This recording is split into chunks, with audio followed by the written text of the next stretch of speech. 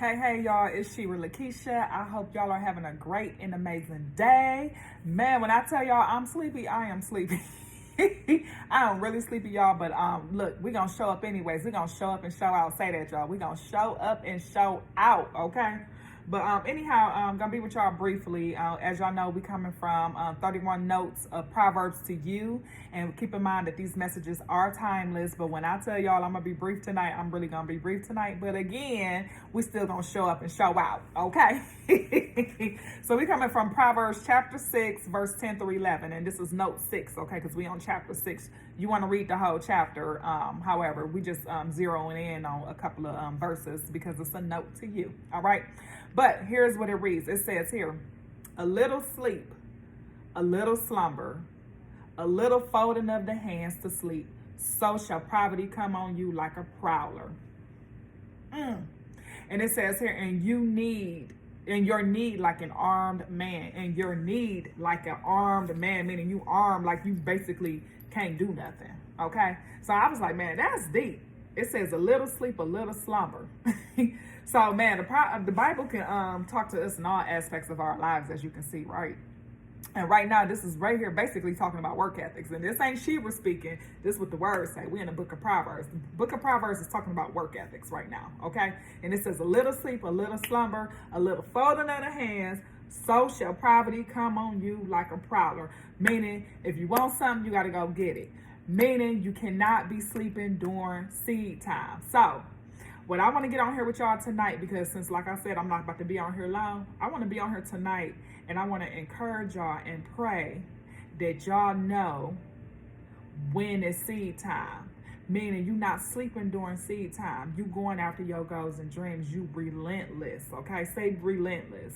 Meaning you understand that activity create results. Activity create results. Say that with me, y'all. Activity create results. So this is really moving towards the entrepreneurs, or the ones that's transitioning from an employee to an entrepreneur, meaning you about to be making your own schedule, you about to be your own boss. Well, if you transition into there, I'm excited for you. This is great times for you, okay?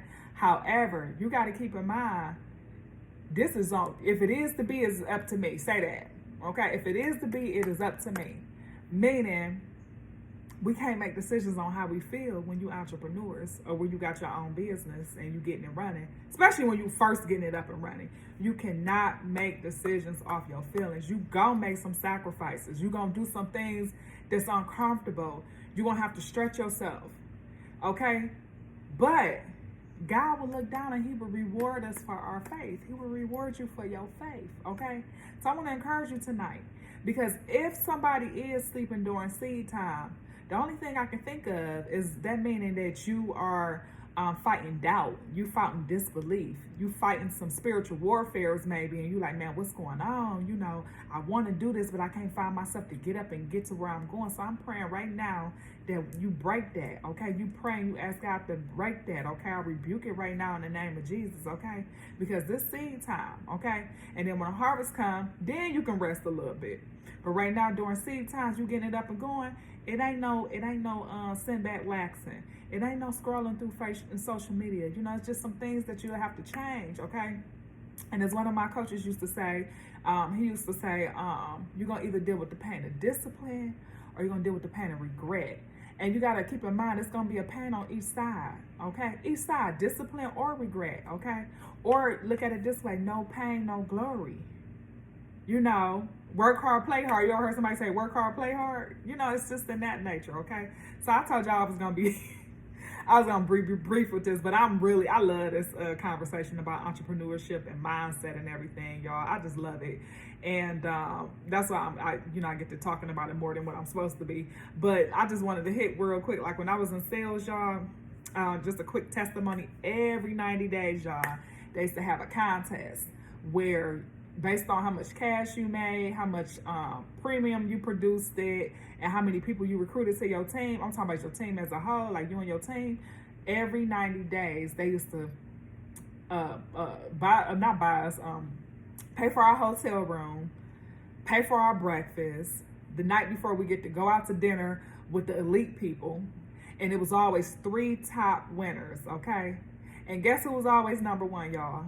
Guess. And I ain't tooting my own horn, I'm just letting y'all know. It was Shira Lakeisha, okay? It was Shira Lakeisha. And I was always number 1. I probably slipped in, but it was number 2 once. And one time I think I was number 3, and it was a fierce competition, y'all. And y'all would be shocked that the number 2 person, I believe she was somebody I recruited. She was a beast. Like, she passed me up. Her personal production passed me up, okay? No, and that's what it was. It was based on your own personal production, okay? However, it got to the point where not even got to the point. It's for years I dominated number 1 spot. Number one. It's automatically, everybody knew Shira was about to be number 1. Now, it wasn't no surprise that I was about to be number 1 because it was work ethic. It was work ethic, and I'm saying this so y'all can get it. And I'm gonna give y'all a quick example, okay? To who needs it. If you don't need this, then don't listen to it, okay? But it's a mindset. And what was the mindset? When I was working in sales, we had to make cold calls. Cold calls that we turned to warm calls. Let's put it that way. But anyways, first of all, you're going up to an office. You're not punching in on no clock. So I'm going up to the office. I'm not punching in on no clock, all right? I'm creating activity so it can lead to results. And what activity was I doing? The activity was to go out. If I had to walk in Walmart, if I had to walk in Walgreens, if I had to meet somebody going to the BP gas station, hey, how you doing? What's your name and number? Okay, I'm gonna give you a call. Boom, creating activity, okay? If I'm in the office, I gotta set appointments. If I don't have no appointments, then I don't have nobody to go see. Then I'm not gonna make no money. And it ain't even just about making money, but I'm just trying to give y'all an example, okay? So what I would do when I was in the office is I would sit and I would put my desk facing the wall, okay? So I can zero in and focus, all right? The reason why is because it was other people in the office. It was other distractions in the office. And some of them was in there talking about, how they gonna get their hair, who came to the meeting yesterday, such and such dude looked like this, talking about something that was totally non-productive. I had to eliminate the distractions. I had to face the wall and look at the wall and put the phone up to my ear and set appointments. Because if I didn't have no appointments, I wasn't gonna get paid. I couldn't forget the reason why I was showing up to the office every day. I went and showed up to this office and I didn't get paid that day, but I'm about to create the activity so I can get paid. Y'all get what I'm trying to say? So everybody would look at me like, oh, Shira always number 1. Well, it wasn't no brainer.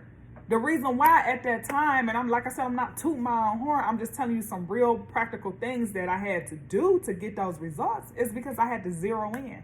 I'm talking about sitting there setting appointments, and let's say I say, hey, Shira, you need 10 appointments today. You need to have 10 appointments on the books before you leave this office today, okay?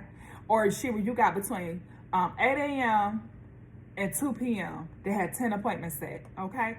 And what I would do is I would literally sit there, and I'm talking about, it ain't no bathroom break, it ain't no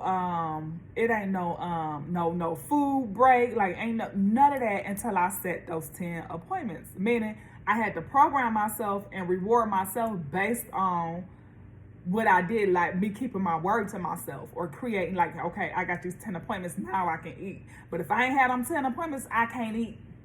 It ain't no eating. Why? Because that defeated the purpose of me going up to the office in the first place. You see what I'm saying?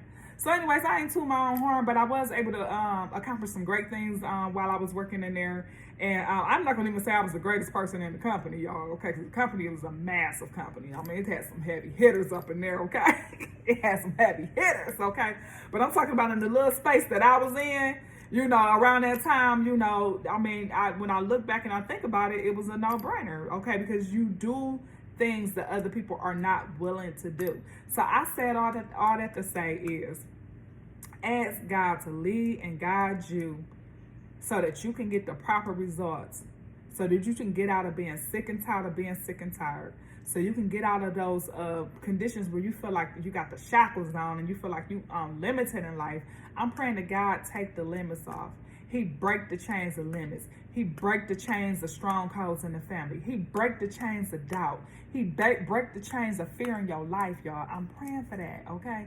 And just get around, and whatever you want to do, just get around somebody or listen to somebody that's where you want to be or that's going where you want to go, Okay? This is really a spiritual warfare, and something most of the time we have war with ourselves.